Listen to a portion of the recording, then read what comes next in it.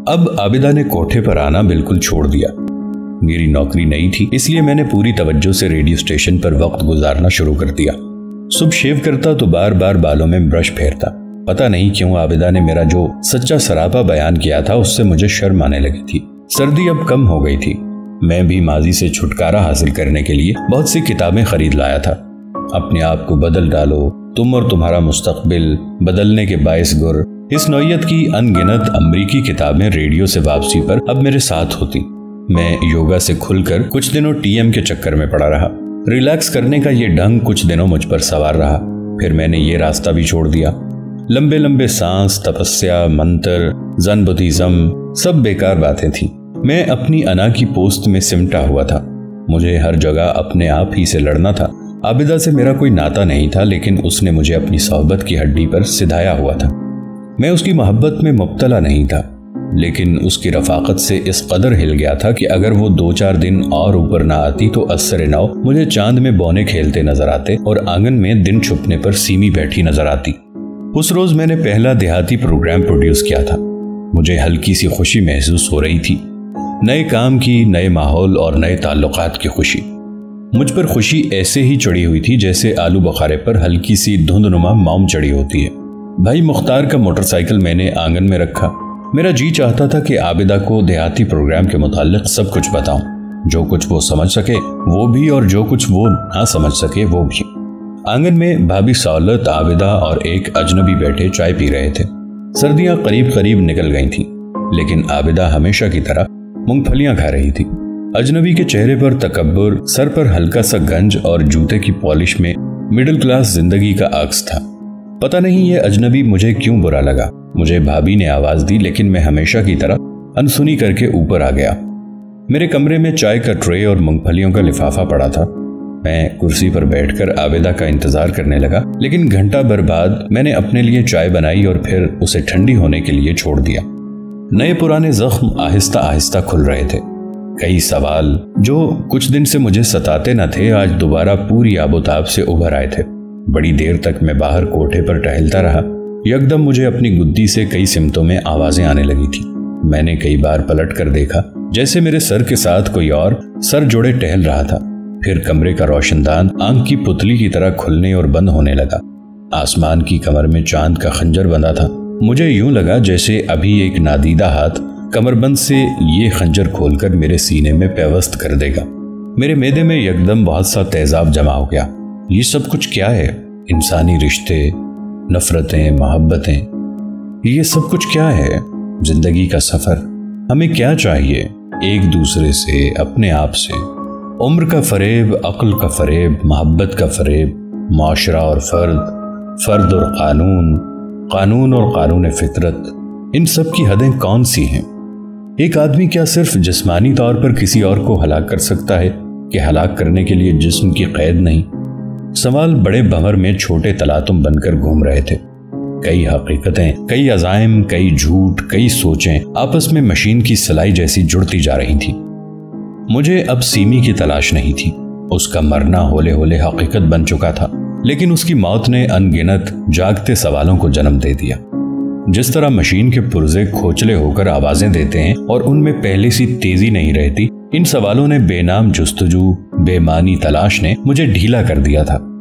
मैं अब जिंदगी के पैटर्न पर चलता हुआ अंदर से आवाजें देने लगा था। आबिदा होती तो ये आवाजें मध्यम हो जाती, लेकिन कभी मुकम्मल तौर पर खत्म ना होती। इन्हीं ने मुझ पर अजीब किस्म की वारफ्तगी और दीवानापन तारी कर दिया था।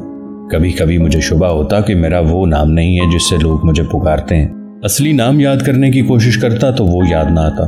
कभी मुझे लगता कि मैं जिन लोगों से मिलता हूँ उनको मैंने कभी पहले भी देखा है। मैं उनकी पुरानी मुलाकातों को जहन में उभारने की सही करता तो बेकार निकलती। कुछ चेहरे कॉलेज के दोस्त, प्रोफेसर भाई मुख्तार, सौलत भाभी, उनके बच्चे मुझे बिल्कुल अजनबी लगते।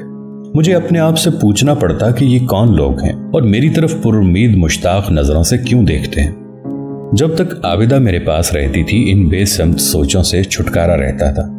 उसके जाते ही हर तरफ से रेलगाड़ियां चलना शुरू हो जाती और मुझे लगता कि अभी वो मेरे जहन में पहुंचकर आपस में टकराएंगी, बड़ा धमाका होगा और मेरी खोपड़ी पाश पाश हो जाएगी। इन्हीं सोचों ने मुझे अपनी नौकरी में दिलचस्पी लेने पर मजबूर कर दिया था। चांद का खंजर गुरूब हो गया। अब कोठे पर सड़क के खंबे की फीकी रोशनी थी। आबिदा के आने से बहुत पहले उसके स्लीपरों की आवाज आई। मेरे दिल को हल्की सी ढारस हुई। यहाँ क्या कर रहे हो अकेले? मैं चुप रहा। अंदर तुम्हारे लिए चाय रख गई थी। शुक्रिया, पड़ी हुई है 7 घंटे से। कैसे बोल रहे हो? जैसे बोला करते हैं। बड़ा रूखा तरीका है तुम्हारा मेहमानों के साथ। न बैठने को कहा, न आने की वजह दरियाफ्त की। बैठ जाओ अंदर जाकर। अकेली? औरतें अकेली बैठी अच्छी लगती हैं, कोई उन्हें सताता नहीं। पूछोगे नहीं कि मैं क्यों आई हूं? मैंने सिगरेट सुलगाया और शहनशीन पर बैठकर बोला, जरूर कोई माकूल वजह होगी, क्योंकि तुम हमेशा मेरे पास माकूल वजह से आई हो। बड़े कमीने हो वहीद की तरह। हम मर्दों की एक ही जात होती है अल्लाह के फजल से। अंदर आओ, एक बात करनी है तुमसे। कुछ देर मैं अकेला बैठा रहा। नाफरमानी पर तबीयत माइल थी, लेकिन ज्यादा देर न रह सकी। बिलाखिर मैं उठकर अंदर चला गया। आबिदा आज सफेद कपड़ों में बड़ी सुथरी और मॉडर्न लग रही थी। प्लास्टिक के तमाम जेवर गायब थे, लिपस्टिक का निशान तक न था। धुले बालों की चोटी पाउडर लगी गर्दन से लिपटकर कंधे से सीने पर लटक रही थी। ये तुम्हारी क्या आदत है, मोटरसाइकिल नीचे धरा और बगैर सलाम दुआ ऊपर? धन जिगराए भाभी सौलत का। मैं तो एक दिन में निकाल दूं घर से। ये घर है, कोई होटल तो नहीं ना? भाई मुख्तार मेरी तबीयत को समझते हैं। तुम वहीद को तो मिल लेते, अच्छी बेनियाजी है तुम्हारी। जैसे किसी ने गर्म पानी में मुझे गौता दे दिया। अंदर बाहर तमाम जख्म खुल गए। मेरा तो ख्याल था कि 100 बरस कुत्ते की दुम सीधी करो नहीं होती, पर इसको तो जल्दी होश आ गई। उसके चेहरे पर हंसी थी, खुशी का गुलाल बिखरा था। ऐसी माफियां मांगी हैं भाभी सौलत से, क्या हाथ जोड़ जोड़ कर वादे किए हैं, अपने इलाज का भी वादा कर लिया है। मेरा दिल यकबारगी कांपने लगा। उसकी हंसी में फतह थी, मुसर्रत थी। सुनो आबिदा, तुम्हारा ख्याल है वो बदल चुका है, अब वो तुम्हें बेहतर तौर पर रखेगा। जाने मन कोई शख्स किसी की खातिर नहीं बदलता, नहीं बदल सकता। एक बार तुम चीचा वतनी पहुंच गई तो फिर वही बक बक झक झक होगी। वो कुछ देर चुपचाप मूंगफलियां छीलती रही। अब मैं हमेशा तो यहाँ नहीं रह सकती ना भाभी सौलत के पास। बेचारी बहुत इज्जत करती हैं, लेकिन कोई किसी को कब तक रख सकता है? अब इज्जत से ले जाए तो मुझे क्या एतराज हो सकता है? तुम तो कहती थी कि अगर 1 लाख रुपया भी कोई दे तो मैं कभी वहीद के साथ ना जाऊं। तो नक्कर वो बोली, ये मैंने कब कहा था? मैं तो बस उसकी शिकायतें करती थी। इन्हीं शिकायतों पर भरोसा करके मैंने कहीं अंदर ही अंदर तुम पर एतमाद कर लिया। तुम मेरी शक्ति हो आबिदा, तुम्हारे बगैर मैं। यकदम मैं चुप हो गया। इस बेसूद तलाश से फायदा? माल है, मैं तो हर वक्त वहीद को ही याद करती रही हूं कयूमी, जैसे तुम सीमी की याद में खोए रहे हो। फर्क सिर्फ इतना है कि सीमी तुम्हारी बीवी नहीं थी, इसलिए तुम सिर्फ उसकी अच्छी यादें याद करते थे। मैं वहीद की बीवी हूं, इसलिए उसे याद करने का मेरा तरीका मुख्तलिफ था। याद तो हम दोनों ही करते थे ना। उसके नजदीक सारी बात कुल इतनी थी, इतनी मुख्तसर, सादा और सच्ची। उस वक्त मुझे पता चला कि ये स्याह गोश्त जिसे मुर्दार समझकर मैं कई महीनों से इसके गिर्द चक्कर लगा रहा था और उसे मुर्दा समझकर उससे अपनी जिंदगी का प्रोटोप्लाज्म बनाने की कोशिश में मसरूफ था, ये स्याह गोश्त मरा हुआ नहीं था, सिर्फ कछुए की तरह मुर्देपन की एक्टिंग कर रहा था।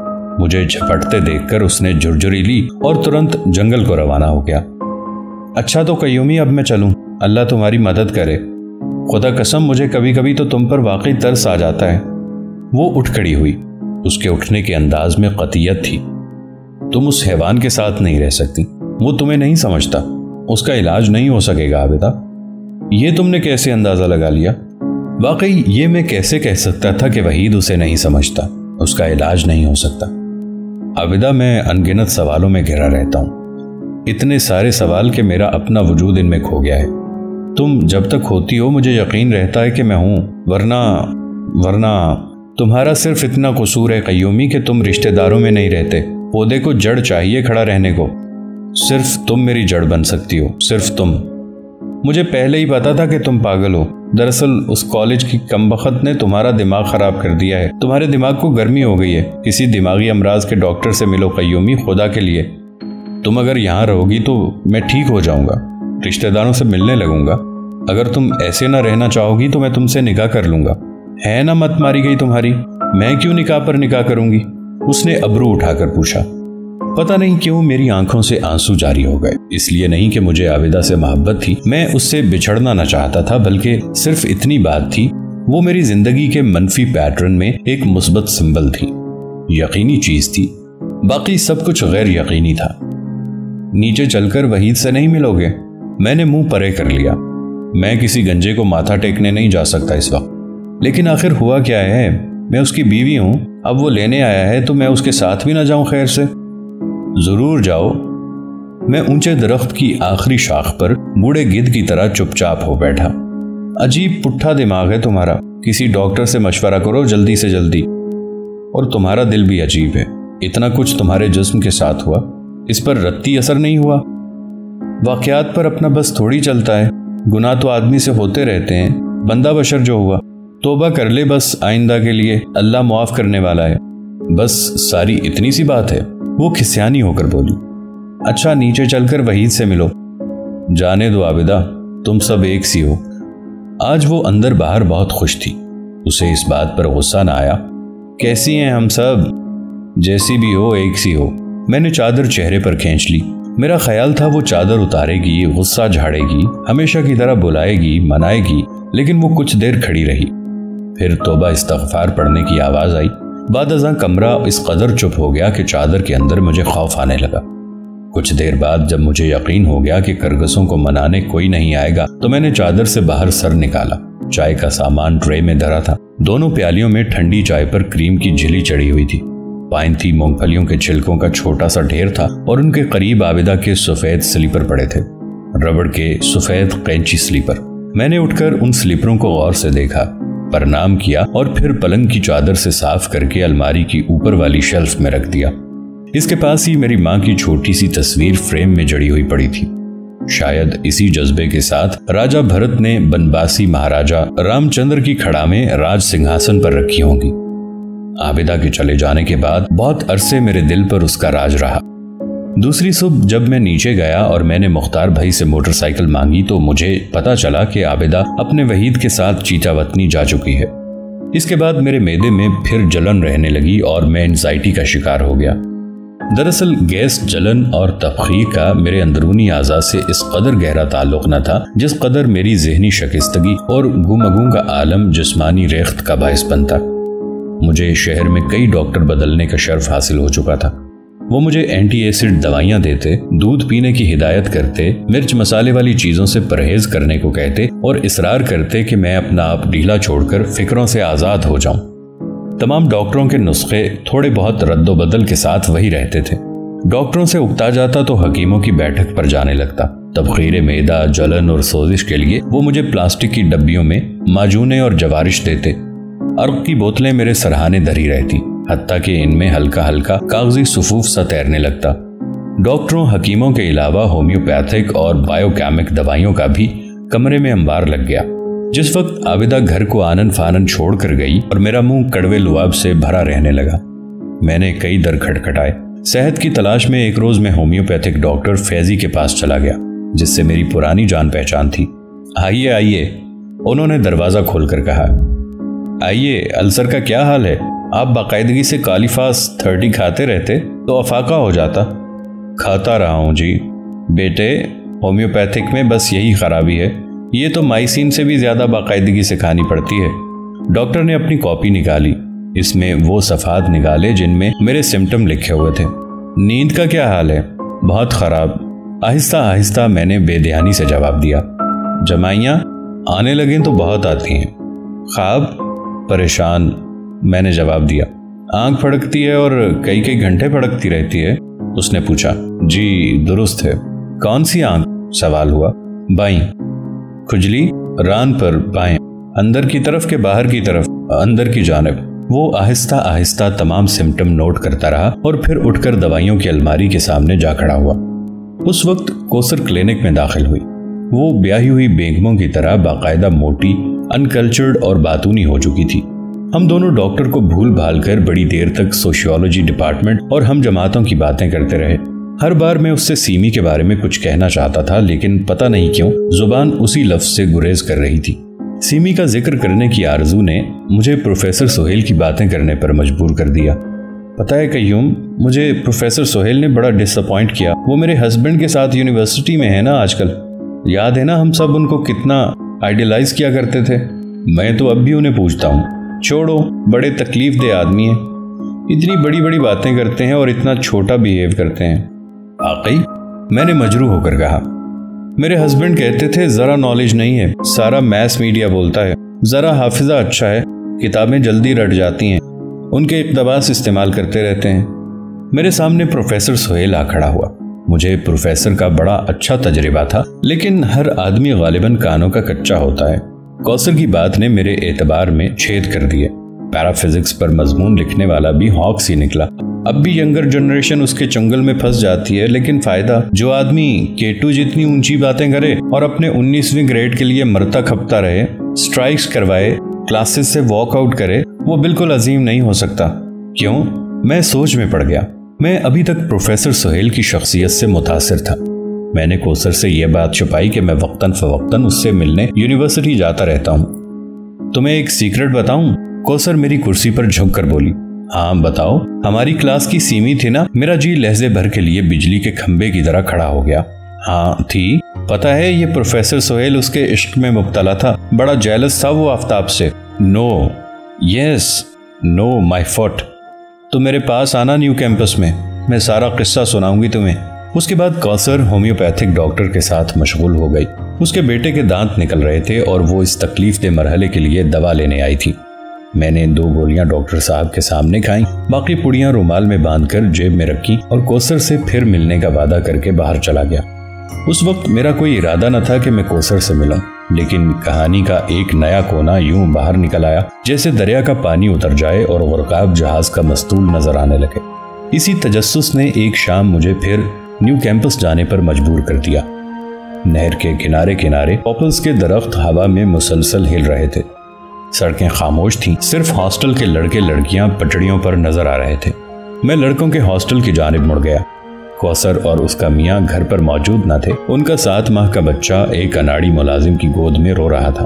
جس وقت میں واپسی پر نہر کنارے پہنچا تو اچانک مجھے ڈاکٹر سہیل نظر آ گئے۔ وہ ہمیشہ کی طرح $1 ملین مسکراہٹ کے ساتھ دونوں ہاتھ ہلاتے آئے اور میری موٹر سائیکل کی دونوں ہتھیاں پکڑ کر کھڑے ہو گئے۔ کہاں بھائی کہاں؟ بڑے دنوں کے بعد نظر آئے۔ نوکری مل گئی؟ مل گئی سر، کبھی کی۔ کسی لڑکی وڑکی کا چکر ہے یہاں؟ نہیں جی۔ پتہ نہیں کیوں میں اسے کوثر کے متعلق بتانا نہیں چاہتا تھا۔ پھر یہ ہاسٹل سائٹ سے کیوں آ رہے ہو؟ آپ کو تلاش کر رہا تھا۔ تو اترو، آؤ چلو کیفیٹیریا میں چلتے ہیں، میں بھی کئی دن سے تمہیں ملنا چاہتا تھا۔ نہیں سر، یہی ٹھیک ہے، نہر کنارے۔ میں نے اپنا موٹر سائیکل فٹ پاتھ کے پاس کھڑا کر دیا۔ سہیل نے میرا ہاتھ پکڑ لیا۔ ہم دونوں نہر کنارے آہستہ آہستہ چلنے لگے۔ آج میرے دل پر بہت بوجھ تھا۔ میں چاہتا تھا کہ کوئی ایسا مل جائے جس کے ساتھ میں اپنی تھیوری شیئر کر سکوں۔ قیوم، اب طالب علم بہت مکینیکل ہو گئے ہیں، وہ متجسس نہیں رہے، وہ علم دوست نہیں رہے۔ وہ اچھا ہوا تم مل گئے۔ میرے دل پر بہت بوجھ تھا آج۔ میرا دل دھک دھک کرنے لگا۔ خیال تھا کہ وہ سیمی کے متعلق کچھ بتائے گا۔ تم کو یاد ہے کہ ایک بار میں نے تمہیں ایک اسائنمنٹ لکھنے کو دی تھی، دیوانگی کی وجہ، اور میں نے بار بار کہا تھا کہ یہ وجہ چاہے کتنی بھی فار فیچڈ کیوں نہ ہو، لیکن نظریہ تمہارا اپنا ہونا چاہیے۔ جی مجھے یاد ہے، میں کئی سال لڑکوں کو یہی اسائنمنٹ دیتا رہا ہوں، لیکن آج تک کسی اسٹوڈنٹ نے کوئی نئی بات نہیں کی۔ اب میں نے یہ سوال پوچھنا چھوڑ دیا ہے، سب کتابوں سے چرا کر لکھ لاتے ہیں۔ مجھے ابھی تک یاد تھا کہ جس روز ہم دیوانگی کی آخری شکل خودکشی کی باتیں کر رہے تھے، سیمی نے سفید کرتا اور نیلی جینز پہن رکھی تھی۔ ابھی کچھ دن پہلے ساری بات شیشہ ہو گئی قیوم۔ میں سمجھ گیا ہوں کہ دیوانگی کی اصلی وجہ کیا ہے۔ ہر وقت میں سوچتا رہتا تھا کہ وہ ذہنی پراگندگی جس کی وجہ سے کوئی شخص خودکشی پر آمادہ ہوتا ہے، یہ وجہ بھی اس فعل کی طرح مکمل طور پر مبہوت کر دینے والی ہونی چاہیے۔ دراصل دیوانگی ایک خارجی علامت ہے، لیکن اس کی وجہ خارجی نہیں۔ اس کی اصلی وجہ میں بتاؤں قیوم؟ بتا دوں؟ بولو، راز افشا کروں دیوانگی کا؟ کھلی آنکھوں والا وہ پروفیسر اس لحظہ مجھے خود دیوانہ سا نظر آیا۔ کیا اس کی دیوانگی کی وجہ بھی سیمی تھی؟ بتائیے سر، ضرور۔ میں بات کو سادہ کروں گا اور زیادہ تفصیلات میں نہیں پڑھوں گا۔ تم نے کبھی بایولوجی پڑھی ہے؟ میٹرک میں پڑھی تھی سر۔ پڑھا کرو بایولوجی۔ کوئی آدمی باٹنی، بایولوجی اور فزکس کے بغیر اپنے خدا تک نہیں پہنچ سکتا، اس کی قدرت کو نہیں سمجھ سکتا، اسے سمجھ نہیں آ سکتی کہ کیسے اس کی تقدیر اس کی حیاتیاتی وراثت ہے۔ تمہاری آنکھوں کا رنگ، قد کی لمبائی رنگت ہی جینز کے تابع نہیں، تمہارا گوشت ہڈی اور اعصاب پر ہی جینز حاوی نہیں، بلکہ ہر خلیے کے نیوکلس میں کروموسومز کے ربن میں انسان کی تقدیر چھپی ہوتی ہے۔ اس نے اپنے لب میرے کان کے ساتھ لگا دیے۔ اور بیٹا جی، مغرب کے لوگ مانے نہ مانے، لیکن انہی جینز کے اندر ہماری دیوانگی کا راز پنہا ہے۔ کیسے سر؟ آپ ماحول پر جینیٹکس کو ترجیح دے رہے ہیں، حالانکہ یہ بات واضح ہے کہ دونوں چیزیں بلا واسطہ یا بالواسطہ ایک دوسرے کے بغیر نہیں چل سکتی۔ میں نے دیوانگی کا راز پا لیا ہے قیوم، اور وہ ہے تغیر نو یا میوٹیشن۔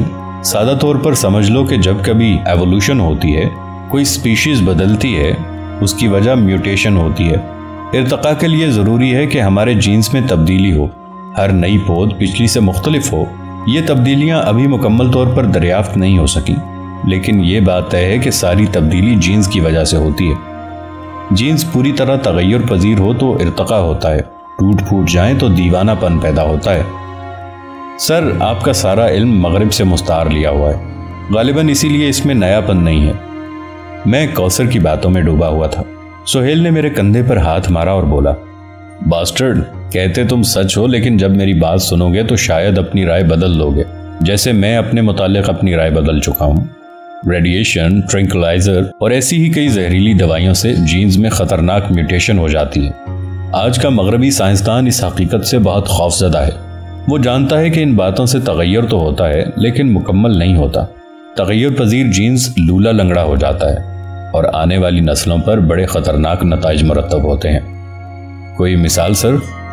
مثلاً 2 سروں والا بچہ، 6 انگلیوں والی اولاد، ماتھے کے درمیان تیسری آنکھ والی مخلوق۔ ایسے جینز کے نتائج کچھ ہی ہو سکتے ہیں، بازو نہ ہو سرے سے۔ لیکن میں نے ایک اور وجہ بھی دریافت کی ہے، ایک نئی اور انوکھی وجہ جس سے جینز تغیر پذیر ہوتے ہیں اور دیوانگی ہوتی ہے۔ غور سے سنو، میں اپنی تھیوری پیٹنٹ کروانے والا ہوں، غور سے سنو۔ یہ مغرب والے جب یہی نتیجہ اخذ کریں گے تو تم جیسے چرکٹے اسے فوراً اپنا لیں گے، لیکن اپنے آدمی کا اعتبار نہیں کریں گے۔ یہی سیاہ آدمی کی پسماندگی کی وجہ ہے۔ آپ تھیوری تو بتائیں سر۔ مغرب کے پاس حرام حلال کا تصور نہیں ہے، اور میری تھیوری ہے کہ جس وقت حرام رزق جسم میں داخل ہوتا ہے وہ انسانی جینز کو متاثر کرتا ہے۔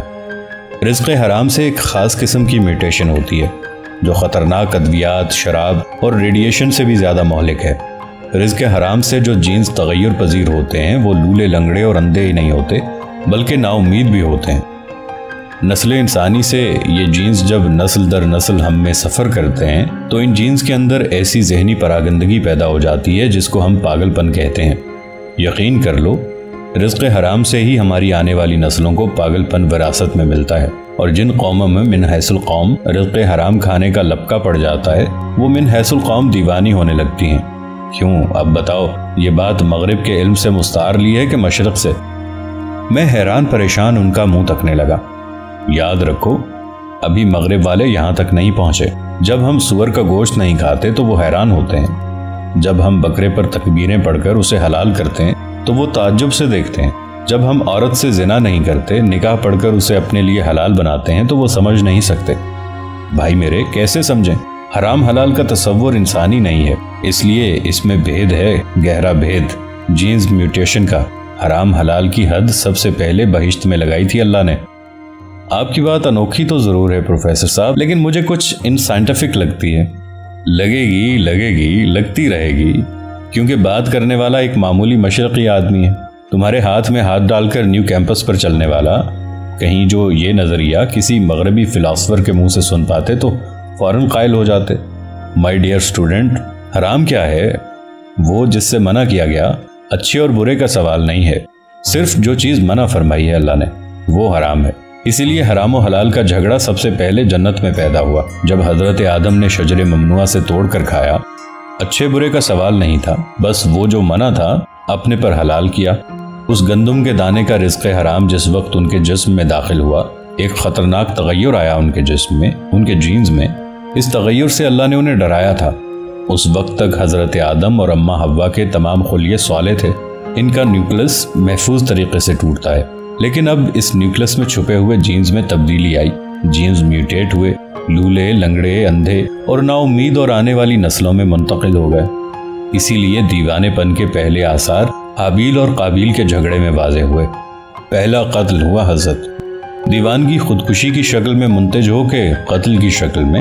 اس سے کون انکار کر سکتا ہے کہ دیوانگی کی شدید شکل انسان کشی ہے؟ جھگڑا حابیل قابیل میں نہ ہوا تھا، یہ ان کی جینز کی وجہ تھی جو حضرت آدم کے وجود میں شجر ممنوعہ کے کھانے کی وجہ سے ٹوٹے پھوٹے تھے۔ پھر چل سو چل ہوا، ایک جنریشن سے دوسری پود تک ہم یہی ورثہ دیتے آئے ہیں، خود رزق حرام کھاتے ہیں اور آنے والی نسلوں کو پاگل پن کی وراثت جینز میں پیک کر کے عطا کرتے ہیں۔ بیٹا نہ صحیح، پوتا نہ صحیح، چند نسلیں آگے کوئی شریف النفس بچی صحیح، اس تقدیر سے کوئی نہیں بچ سکتا جو جینز میں لکھی جاتی ہے۔ غالباً آپ بابا آدم کی مذہبی کہانی کو نئے طور پر انٹرپریٹ کر رہے ہیں۔ مائی فٹ، ڈاکٹر سہیل چلایا۔ مذہبی کتاب کی نئی توجیہ ایک معمولی کام ہے، میں ایک بہت بڑا انکشاف کر رہا ہوں۔ سیدھی سی بات ہے میاں بھائی، جو کچھ ہم کھاتے پیتے ہیں اندر جا کر ہمارے لہو کی ساخت پر اثر انداز ہوتا ہے کہ نہیں؟ اندر بلڈ کیمسٹری چلتی ہے کہ نہیں؟ جی چلتی ہے، تو سمجھ لو بخوبی طور پر کہ جو رزق حلال ہم اندر ڈالتے ہیں اس کا بلڈ کیمسٹری پر مثبت اثر ہوتا ہے، اور جو رزق حرام اندر داخل ہوتا ہے اس کا منفی اثر ہوتا ہے ہمارے لہو پر۔ یعنی ایک بوری آٹا جو حرام کی کمائی سے آیا اور ایک بوری آٹا جو حلال کی کمائی سے آیا، ان کی بلڈ کیمسٹری مختلف ہوگی؟ جانے دیجئے سر، ضرور، یقیناً، انشاءاللہ۔ جو شخص حرام کی بوری سے کھائے گا اس کے لہو کی کیمیائی حالت مختلف ہوگی اور اس لہو میں جینز کی توڑ پھوڑ منفی ہوگی۔ جائیں سر، جانے دیں، مان جائیں بابا جی، مان جائیں، مغربی تعلیم کے پرستار جی، مان جائیں۔ اگر کبھی مغرب کے پاس حرام حلال کا تصور ہوتا تو وہ کبھی کے پاگل پن کی اصلی وجہ دریافت کر لیتے۔ جناب پروفیسر بقراط صاحب، آٹا ایک مادی چیز ہے، اس کا جو کچھ بھی کیمیکل اثر ہوگا دونوں حالتوں میں ایک سا ہوگا، کیونکہ ان دونوں میں ایک خاص مقدار تک کاربوہائیڈریٹ اور پروٹینز وغیرہ ہوں گے۔ پانی مادہ ہے کہ نہیں؟ لیکن دم کیے ہوئے پانی کی تاثیر بدل جاتی ہے۔ جس پانی میں سے بجلی گزرتی ہے اس کے آئونز پھٹ جاتے ہیں کہ نہیں؟ گدھے آدمی، جس وقت آٹا رزق حرام سے خریدا جاتا ہے اس میں ایک منفی چارج جمع ہو جاتا ہے۔ چھوڑیں سر، بات آپ فلسفی کی کر رہے ہیں اور بنانا اسے سائنٹیفک چاہتے ہیں۔ اچھا یہ بتاؤ، دادا کا گناہ پوتے تک کیسے پہنچتا ہے؟ سیلفز کیسے سفر کرتی ہیں انسانوں میں؟ بیماریاں طے ہے، کچھ موروثی ہوتی ہیں، اور دیوانہ پن موروثی ہو سکتا ہے اور ماحولیاتی بھی، لیکن موروثی کی وہ وجہ نہیں ہے جو آپ بیان کر رہے ہیں۔ مانو گے بچو، ابھی نہیں۔ جس وقت کوئی سفید صاحب تمہارے گلے میں انگوٹھا دے گا تب آپ کا باپ بھی مانے گا کہ رزق حرام ہی پاگل پن کی اکلوتی وجہ ہے۔ میرا باپ بیوروکریٹ نہیں ہے سر، شاید وہ آپ کی بات مان جائے۔ سہیل نے میرے کندھے پر زور ڈال کر پوچھا، کہاں ہے تمہارا باپ؟ وہ میری بات ضرور سمجھے گا، وہ جانتا ہوگا کہ اللہ علیم ہے۔ اگر اس نے گوشت پر تکبیر پڑھنے کا حکم دیا ہے تو وجہ ہوگی ضرور کوئی۔ میں اسے بتاؤں گا کہ کیا منفی اثرات مرتب ہوتے ہیں اگر تکبیر نہ پڑھی جائے تو۔ ظالم، سوچ تو صحیح، کیا تکبیر پڑھنے سے مرغی کا گوشت بدل جاتا ہے؟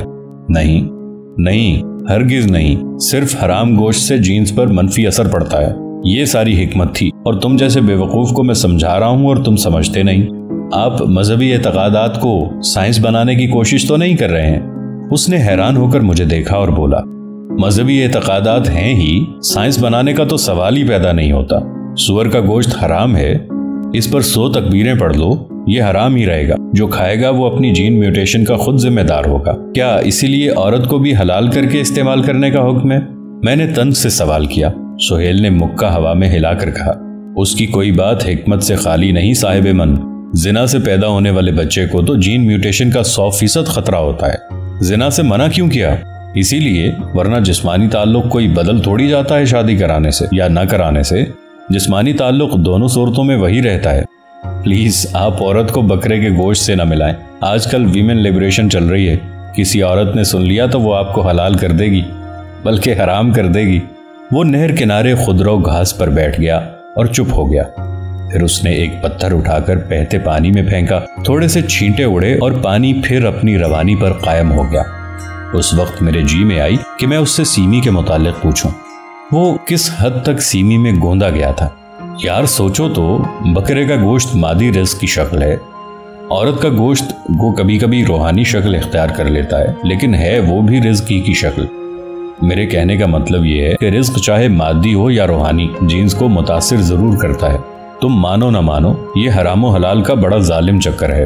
کبھی کبھی رزق حرام سے فردن پاگل پن پیدا نہیں ہوتا، بلکہ قوم کی قوم دیوانی ہو جاتی ہے، سوڈم گمورا کی طرح۔ مائی ڈیئر سن، عورت کے معاملے میں تو بہت احتیاط برتنی چاہیے۔ اس کے پاس تو مشین موجود ہے، ایسا بچہ جن دیتی ہے فٹافٹ زنا کے بعد، اور آنے والی نسلوں میں بیج چھوڑ دیتی ہے دیوانگی کے۔ اچھا سر، میں کسی وقت حاضر ہوں گا۔ بھاگو بھاگو تم صاحبزادے کبھی حاضر نہیں ہوگے۔ ہم جیسے پروفیسروں کے پاس کبھی کوئی حاضر نہیں ہوتا۔ تم لوگ ایسی لڑکیوں کے پاس وقت گزارنا چاہو گے جو تمہیں، اچھا چھوڑو، دس از یور ایج۔ آپ بھی مجھ سے کچھ زیادہ بڑے نہیں ہیں سر، اور پھر جب کبھی میں آپ سے ملنا چاہتا ہوں آپ حوصلہ شکنی کر دیتے ہیں۔ اس نے اپنی کھوپڑی پر دونوں ہاتھ رکھ کر کہا، یہاں بہت بڈھا ہو گیا ہوں قیوم، دعا کرنا میری تھیوری کامیاب ہو جائے۔ ہوگی جی، انشاءاللہ ضرور ہوگی، اس نے لمبی سانس بھر کر کہا۔ میں بڑا ہی چھوٹا آدمی ہوں، مجھے پاکستان سے ایسی تعصب انگیز محبت ہے کہ میں کوئی بڑا کام نہیں کر سکتا۔ میں جب بھی سوچتا ہوں پاکستان کی ٹرمز میں سوچتا ہوں۔ میں چاہتا ہوں کہ یہ پدہ سا ملک جغرافیے کے نقشوں میں کسی طرح بڑا ہو جائے۔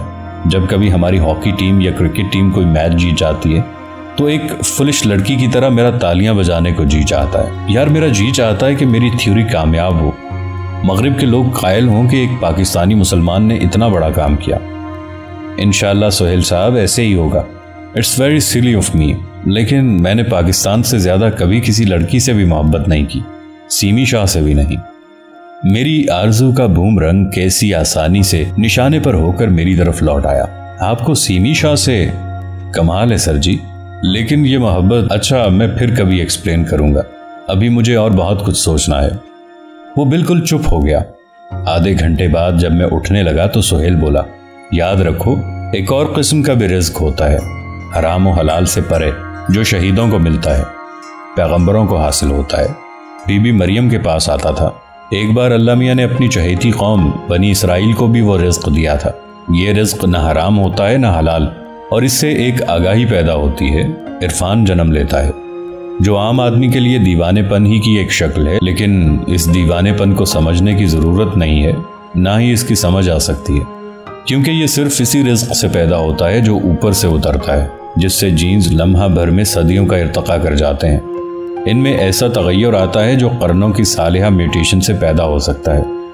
تم دیکھتے نہیں اسرائیلیوں میں کتنے سپر ذہن لوگ پیدا ہوتے ہیں، یہ اسی منو سلوا کا اثر ہے اب تک۔ اب تو آپ حد سے بڑھ رہے ہیں گدھے آدمی۔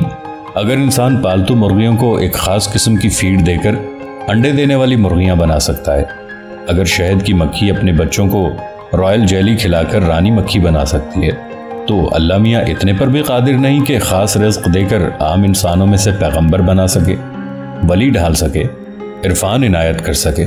چل اٹھ جا اب اور اپنے السر کے لیے کچھ کر، تو اسی قابل ہے کہ تجھے ہر وقت انزائٹی رہے اور تو گیس کا شکار ہو۔ میں چپ چاپ اٹھ گیا۔ ڈاکٹر سہیل اس وقت ایک اور شخص تھا۔ میری اس سہیل سے کبھی ملاقات نہ ہوئی تھی۔